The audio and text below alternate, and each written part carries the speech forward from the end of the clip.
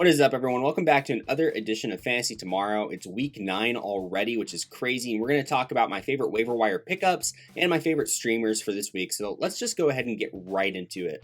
First off, let's talk about my top 5 waiver wire pickups. And before we start, let's just keep in mind that the Lions, Seahawks, Buccaneers, and Washington football team are all on bye this week. So definitely some notable players that we're going to have to replace in our lineups this week. And hopefully some of these guys might be able to help us do that. First off, my number 1 pickup for this week is Jeremy McNichols, running back for the Tennessee Titans.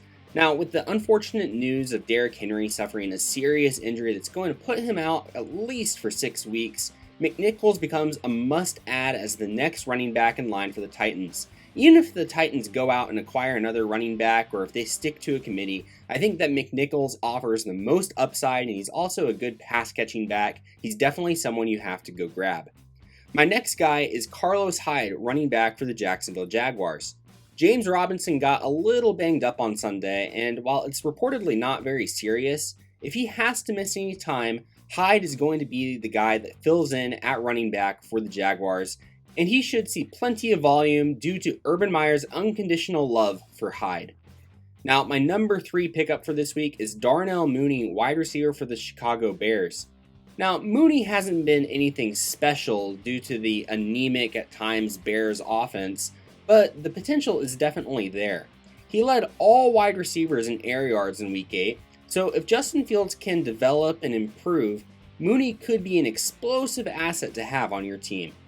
My number 4 favorite waiver wire ad for this week is Boston Scott, running back for the Philadelphia Eagles. Now, for some reason, Scott seemed to be the go-to running back for the Eagles since Miles Sanders was missing time due to injury, and he's worthy of an ad just in case Sanders misses any more time. So while I really like Kenneth Gainwell, I thought he'd be the go-to guy. It seems like it's going to be Scott, and he's definitely someone that you should add, even though he's far from a sure thing due to the competition he's going to see in the Eagles' backfield. Now, finally, my number 5 favorite pickup for this week is Taysom Hill, quarterback for the New Orleans Saints. Now, Jameis Winston got hurt. In fact, he's actually out for the season with a torn ACL, and it looks like Taysom Hill is going to take over as a starting quarterback for the Saints. Now, while Hill isn't the best passer, he offers a very high floor due to his rushing ability, meaning he is worthy of an ad if you need a consistent quarterback with a high floor. Now, let's go ahead and move into my favorite quarterback and tight end streamers for Week 9. Now, my favorite quarterback streamer for this week is Tua Tagovailoa, quarterback of the Miami Dolphins. Tua continues to offer a solid floor and has a great matchup this week against the Texans.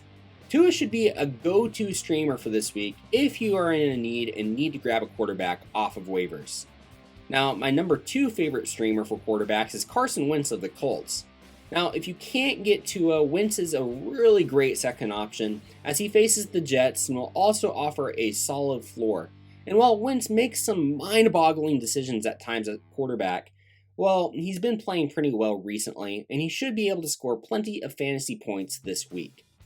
Now, moving on to tight ends, my favorite tight end to stream for this week is Pat Freirmuth of the Pittsburgh Steelers. He continues to make his name known, showing off good hands this past week.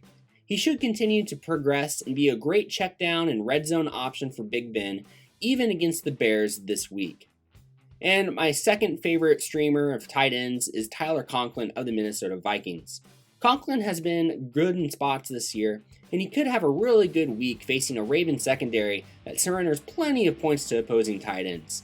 Not to mention, the Vikings will likely have to throw the ball a bunch to keep up with the Ravens in this one, which could lead to plenty of opportunities for Conklin. Alright guys, here is a review of my favorite waiver wire ads and my favorite streamers for this week, so definitely download this or print it out so that you can keep this with you as you're making claims on waivers for Week 9.